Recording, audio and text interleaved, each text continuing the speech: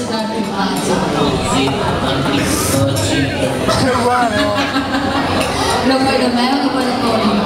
No, una bella signorina. Allora faccio solo...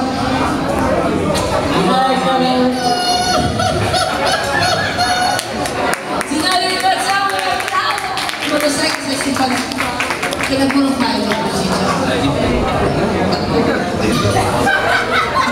Che cosa fa? Hai una fidanzata, hai una fidanzata. Dov'è la tua digetta? La mia disetta. Digetta!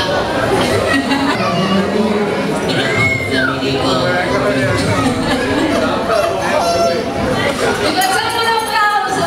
Ma aspetta, tu sei anche bravo, perché?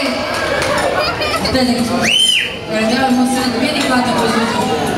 Andiamo via Topo Gigio, chiamiamo Paperino. Signori, attenti che sei anche Paperino qua. Allora adesso vi presento Paperino.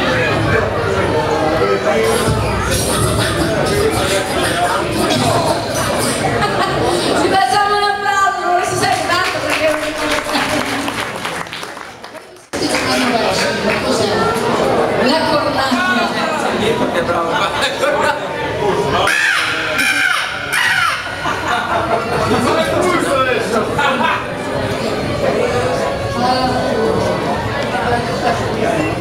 È un'ombra da nelle risorse questa. Allora voglio capire che Topo Gigio è venuto qua questa sera per tenerti compagnia. Avevi in mente di farti lo spogliarello, però le tue pigre ti sono saltate addosso che non ne faceva le prove. Allora non ne spoglio più, vero Topo Gigio? Topo Gigio sta così con l'orecchione. Stai attento Topo Gigio, perché nei cornacchi potrebbero peccarti in testa. Hai capito? Guarda che ne sta arrivando una adesso, lo sento, lo vedo,